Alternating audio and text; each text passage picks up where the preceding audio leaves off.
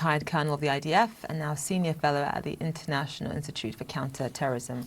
Miri, always good to have you on the program. Thank you so much for being with us. So almost immediately, at least within the first few hours after the initial announcement that Bashar al-Assad had fled the country, that his regime had fallen, Israel began launching intensive airstrikes, obviously targeting weapons facilities, ammunitions facilities, especially chemical weapons facilities. Just walk us through what Israel's greatest fear is at this point as it pertains to this particular type of power vacuum.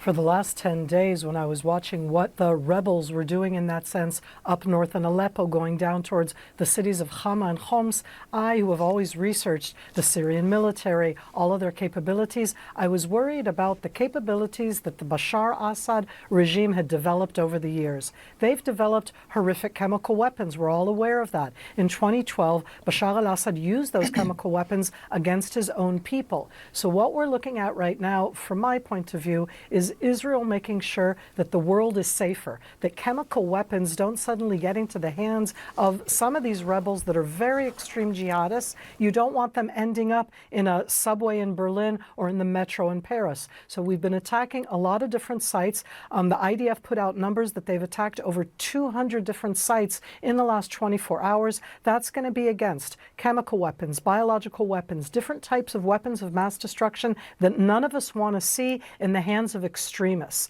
And in that sense, it's just to take them out of the equation.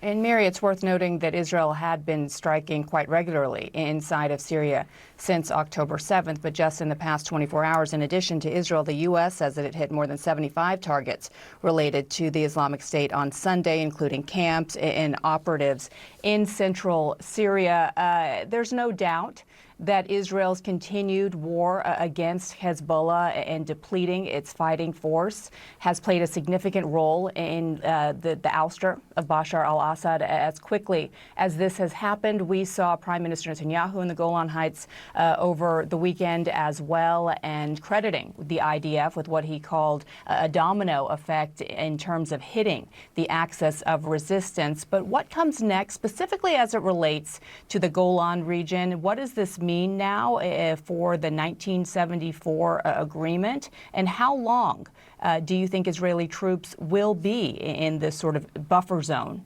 area? It's hard to tell at this moment. I want to remind everybody, Israel has a border with Syria. Most of the world does not. It is a 90-kilometer border. We had a border before the Six-Day War, and we have a different demarcation line after the Six-Day War. Syria has been at war against Israel from 1948. They declared war, they fought wars, they attacked Israel. So in that sense, this new Syria for me is something that I don't yet know how to equate. What are the different rebel groups that came together going to do now? Are they going to focus on rebuilding Syria? I am so happy for the Syrians that they got rid of a horrible dictator. Within the different groups that are fighting inside Syria, you have very extreme jihadi ones, and you have lots of different moderate ones. Who's going to come out with the upper hand at the end when it comes to Syria? And that's what I can expect on the Israeli Golan Heights. We're looking into Syria, and we're wondering what's going to happen. I used to stand on that border and tell people, to the south of me is the Islamic State. Directly in front of me are al-Qaeda forces. And to the left of me, all on the Syrian side, are Hezbollah, Bashar, Iranian Revolutionary Guard forces. None of those are friends of Israel. So in that sense, we're doing preemptive action, and we will continue to do so as long as it is destabilized. If the world chooses to recognize this new government, if it stabilizes itself, this isn't about making peace with Israel, but about that stability, I am sure that then that would bring about a different situation on the Israeli Golan, on the Syrian Golan. On one side of the equation, you have obviously HTS.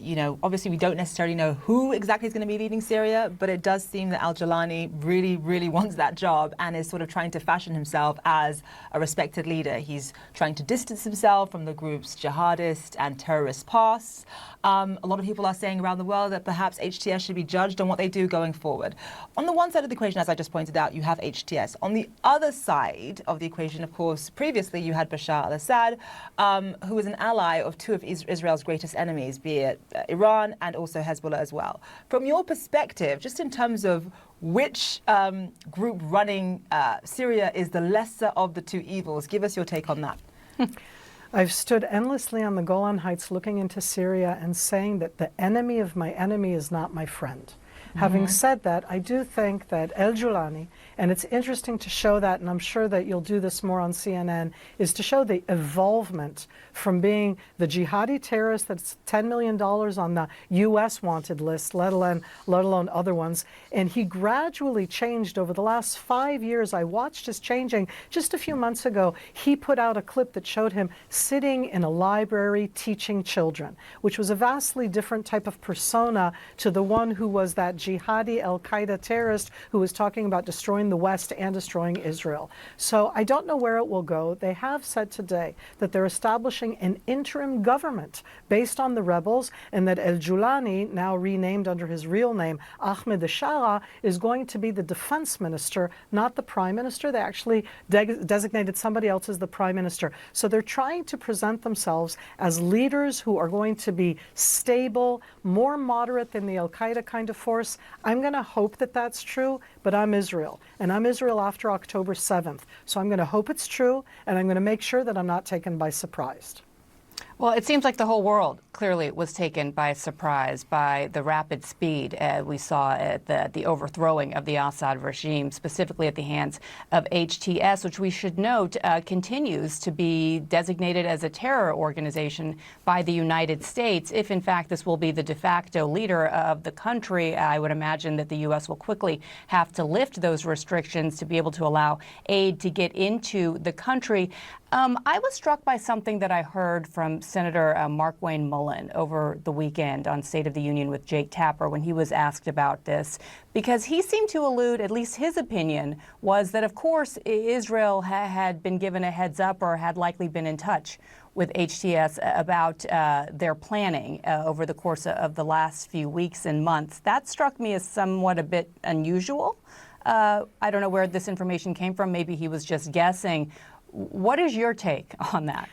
So there was a Saudi publication that said that Israel had been in touch with some of the rebels. Having said that, it wasn't about HTS. It was much more about the Druze. I'll remind us that we have Druze that are Israeli citizens, Druze that are Lebanese citizens, and the largest Druze community, it's a shoot-off out of Islam, but a very different religion. The largest group is in Syria, and Israel has probably had some kind of in-context dialogue with them.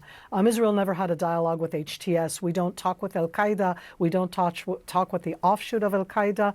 In the years that Israel was trying to, as much as possible, stabilize the Syrian Golan Heights opposite Israel, we most definitely had dialogue with the different groups that were on the Golan Heights, and some of them migrated into that Idlib enclave that now has just conquered all of Syria. So yes, you have different connections. It's not the same as saying Israel has connections with al-Qaeda and HTS. It's something that was said about us over a decade ago, wasn't true then, isn't true now. Having said that, if HTS is not HTS, if it is much more mild, much more moderate, if it rebrands itself and really is an Islamist group but not a jihadi one, we're going to have a neighbor called Syria. We're going to have to work with who's ever on the other side. Let's hope for a different future, first and foremost for the Syrians, but also for that very contentious relationship between Israel and Syria. As I said, Syria has called for our destruction from 1948. Let's see if they'll say something different.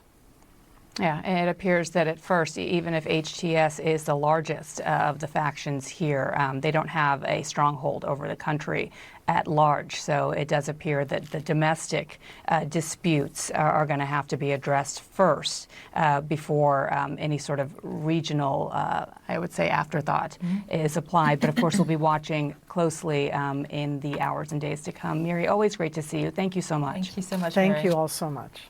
We'll be right back with more. A retired